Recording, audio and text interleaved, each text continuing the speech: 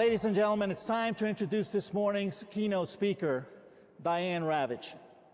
Now, Diane is a research professor of education at New York University and a historian of education.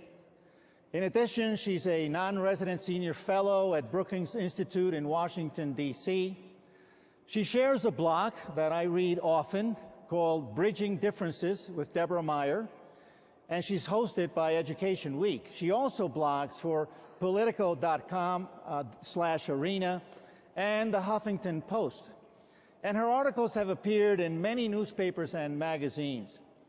From 1991 to 1993, Diane was Assistant Secretary of Education and counselor to Secretary of Education then Lamar Alexander in the administration of President George H.W. Bush.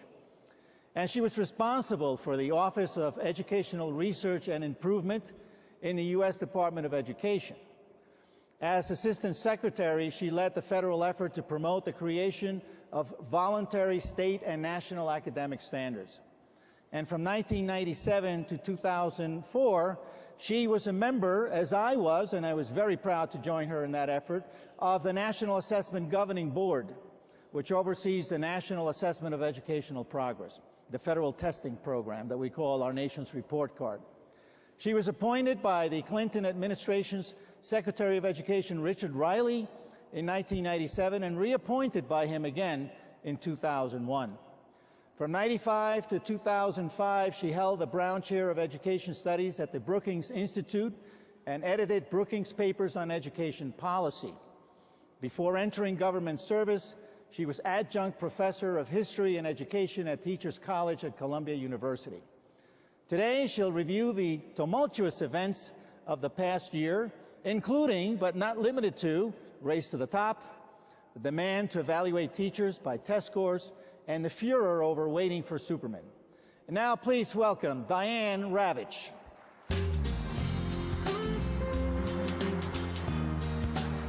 So great.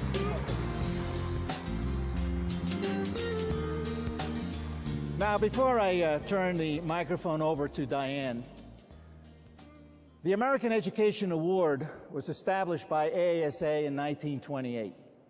Its purpose is to honor an outstanding American citizen who has achieved excellence or a distinguished career in any profession, and who serves as a role model and teacher to others.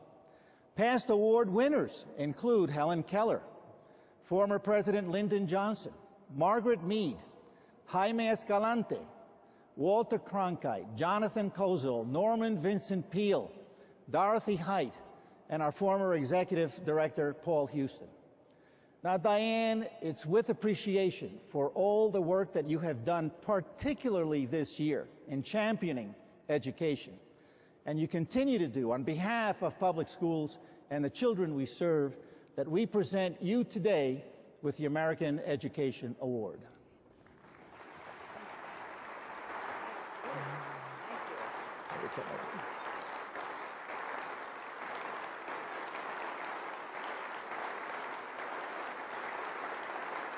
I'll take this backstage for you.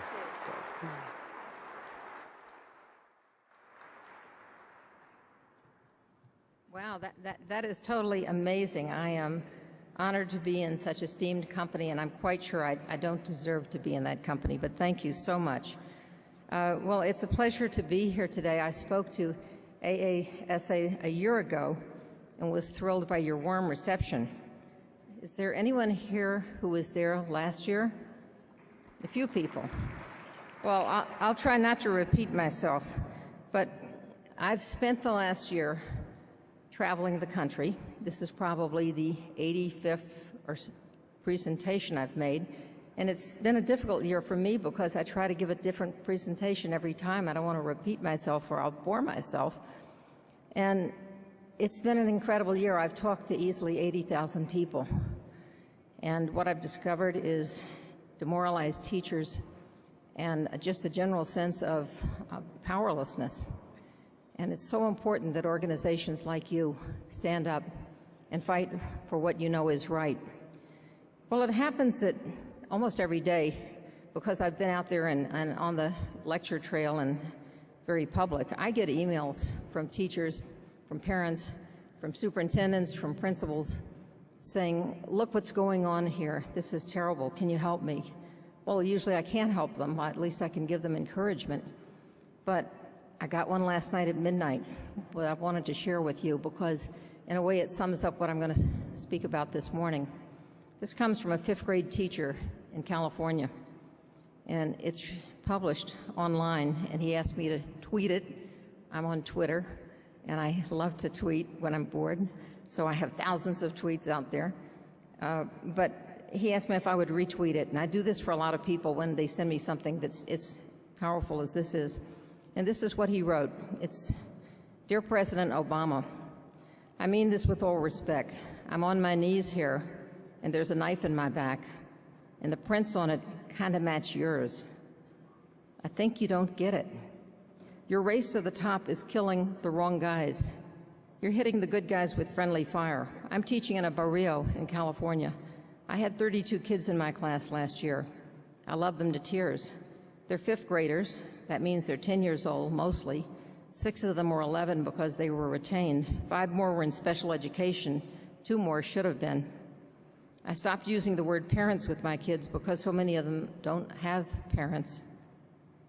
Amanda's mom died in October. She lives with her 30-year-old brother. 7 of the children live with their grams, 6 with their dads. A few rotate between parents, so parents is out as a descriptor. Here's the kicker. 50% of my students have set foot in the jail or prison to visit a family member. Do you and your Secretary of Education, Arne Duncan, understand the significance of that? I'm afraid not. It's not bad teaching that got things to the current state of affairs. It's pure, raw poverty. We don't teach in failing schools. We teach in failing communities. It's called the zip code quandary. If the kids live in a wealthy zip code, they have high scores. If they live in a zip code that's entombed with poverty, guess how they do? We also have massive teacher turnover at my school. Now we have no money. We haven't had an art or music teacher in 10 years. We have a nurse twice a week. And because of the No Child Left Behind Act, struggling public schools like mine are held to impossible standards and punished brutally when they don't meet them. Did you know that 100% of our students have to be on grade level or else we could face oversight by an outside agency? That's kind of like saying you have to achieve 100% of your policy objectives every year. It's not bad teaching that got things to this current state of affairs. It's pure, raw poverty. Do you get that it's tough here? Charter schools and voucher schools aren't the solution. They're an excuse not to fix the real issues. You promised us so much, and now you want to give us merit pay? Anyway, I think we really need to talk. Oh, and can you pull the knife out while you're standing behind me? It really hurts. Well,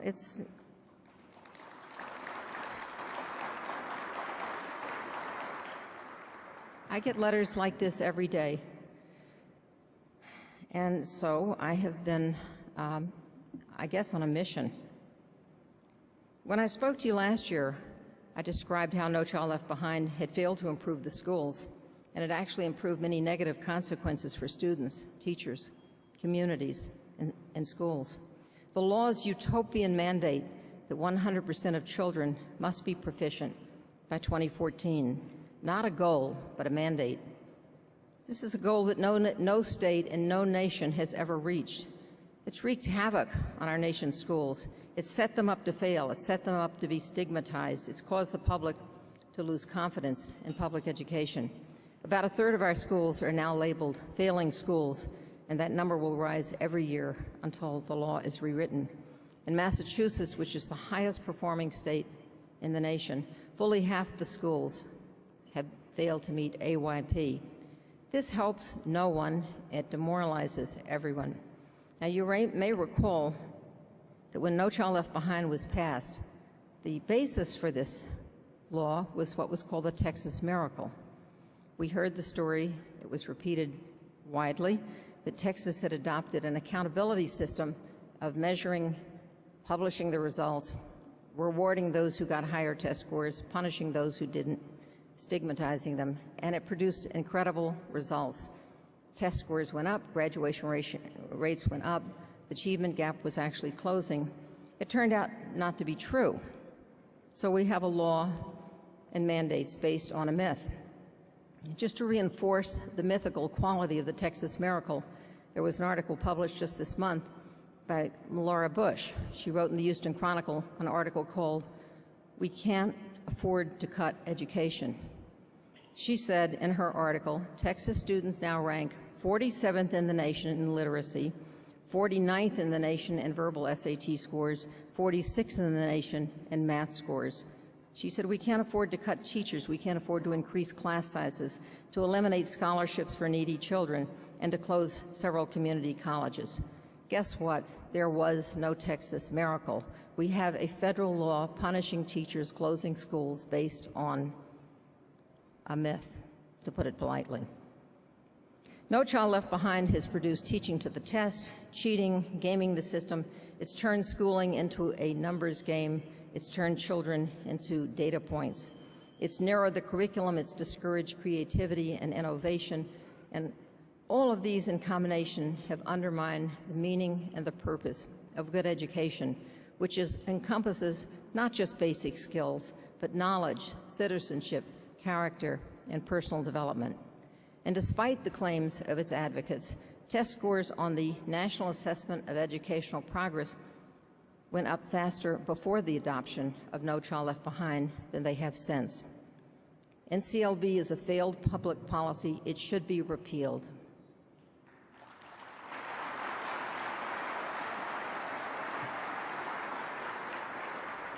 NCLB should be replaced by federal policy that supports equity for the neediest students and encourages a sound education for all students.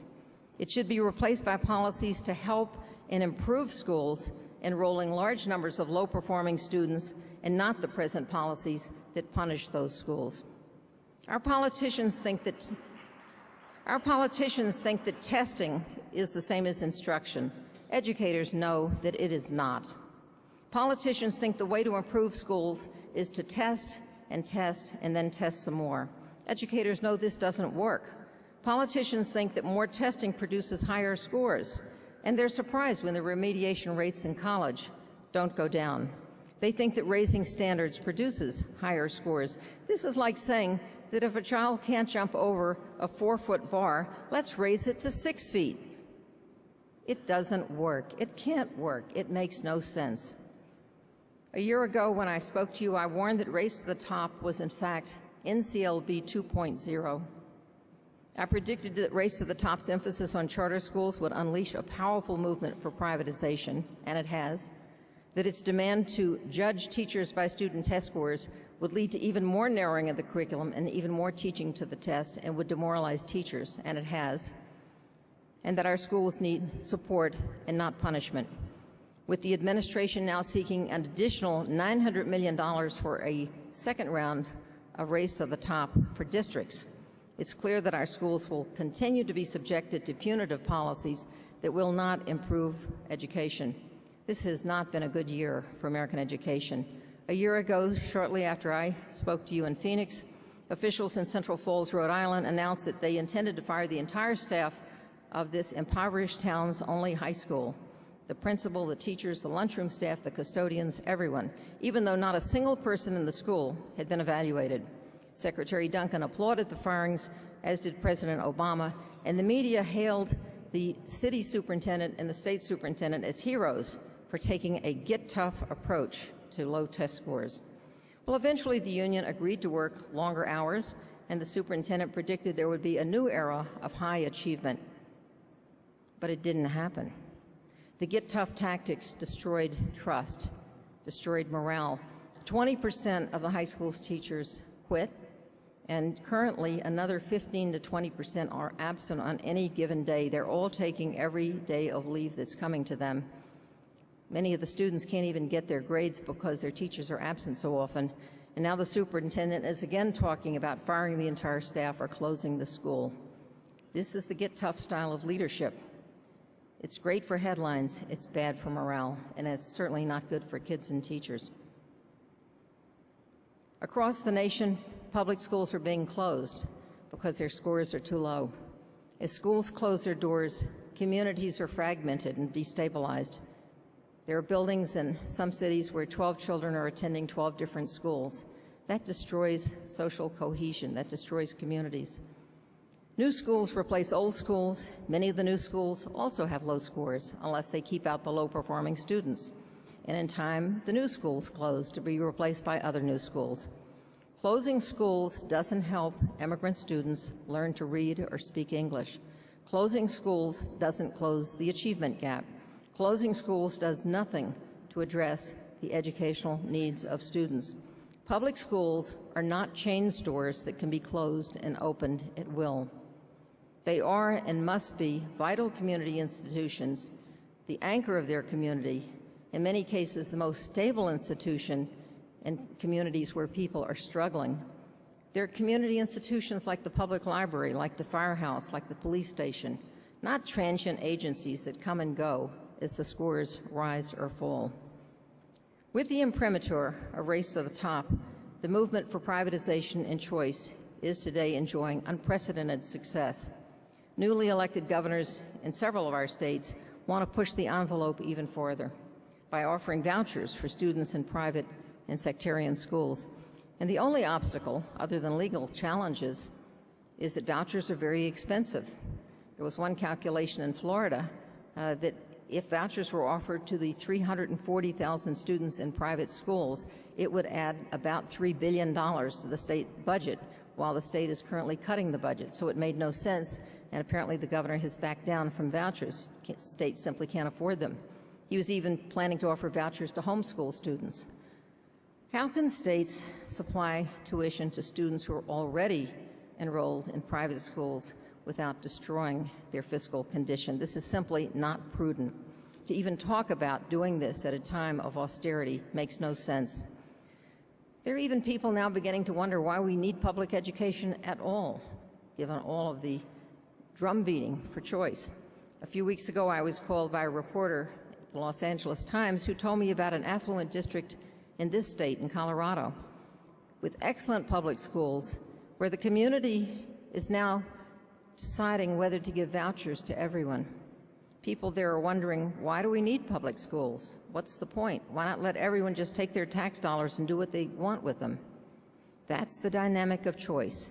Everyone looks out for himself, herself, his own children, and forgets about any sense of communal responsibility for education.